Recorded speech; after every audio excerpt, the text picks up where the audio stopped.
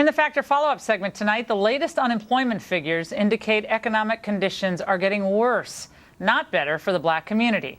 14.4% of blacks are unemployed, up from 13.6% in May. And while 88% of African Americans still support the president, there are some signs that blacks are turning on President Obama. Listen to what Tavis Smiley had to say about the president sending Valerie Jarrett to a conference for black journalists. The president didn't make it, but he sent Valerie Jarrett, and she was there. And she did, in fact, say to a room packed full of African-American journalists that the president has genuine love for black people. What's fascinating about that to me, a few things. Number one, that I've never heard the president say that. So to send a surrogate out to tell people that he really loves you is fascinating for me if the president himself doesn't tell you that I love you. You know, that's like me sending you to tell my mama that I love her.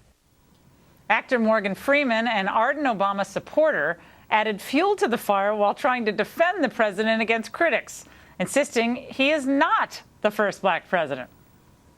Barack had a mama, and she was white, very white, American, Kansas, middle of America.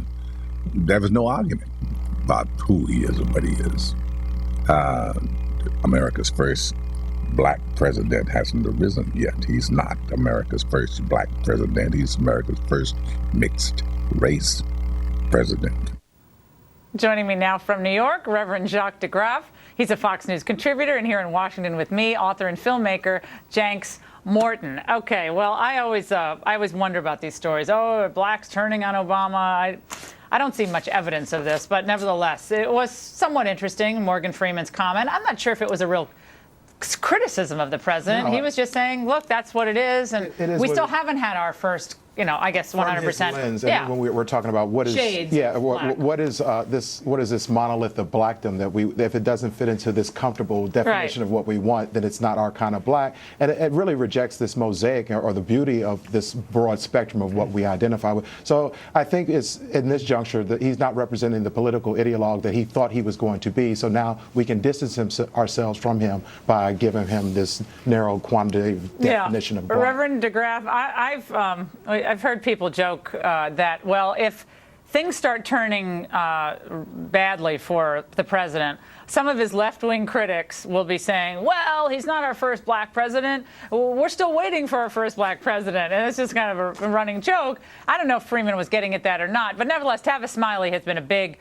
promoter and defender of the president. He seemed more than a little bit miffed that the president did not show up himself to, quote, express his love for the black people, instead sending Valerie Jarrett to say, well, the president loves black people. To me, that seems a little odd. I wouldn't really blame Tavis for being a little miffed. Well, if Tavis is miffed, that's one thing. The fact of the matter is I don't consider Tavis ever having been with the president. He's been carping from the sidelines from during the primaries when he was really with Hillary, as many of us believe.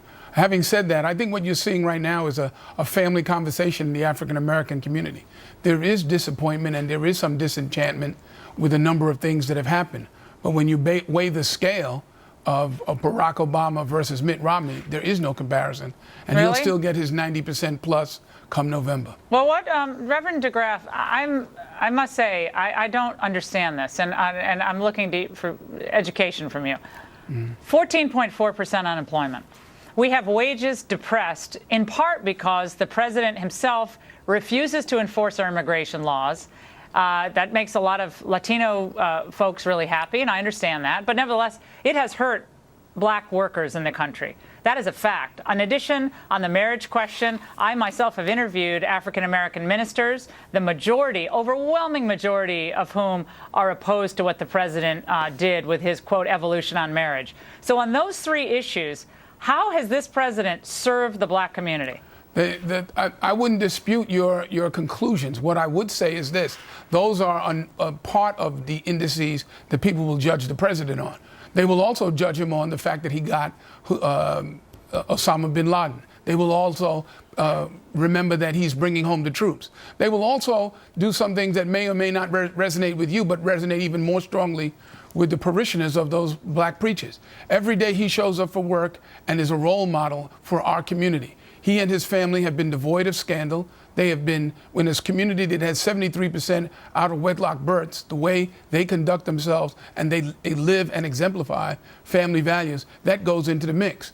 Now, the fact that he is not coming to the NAACP convention this summer is more of a cause than snubbing the journalist in the summer, because that's a more representative organization. So as I said, there is discontent, but we are going to discuss that and continue discussing it. And then we're going to examine the record of Mitt Romney, who has no record, and will be there at 90% in November. Reverend DeGraff, if he weren't black, would you, I mean, this is a tough question, but if he weren't black and there was a black challenger to that candidate, would you be saying the same thing? That's a lot of ifs. Yeah, I know it is. But I'm asking a really, it's just a kind of a brutal question, but you can jump in here. I think that we want to talk about, he's got some really lofty, like the troops coming home. But when you talk about the black agenda, I mean, I think Jobs. Jobs, unemployment, education, bad schools, all of those things. I mean, the president never ran on this kind of podium that I'm going to be the black president and running on black issues. However, if you talk about around the dinner table issues that are affecting the black community today, are we better off now than we were 3.5 years ago?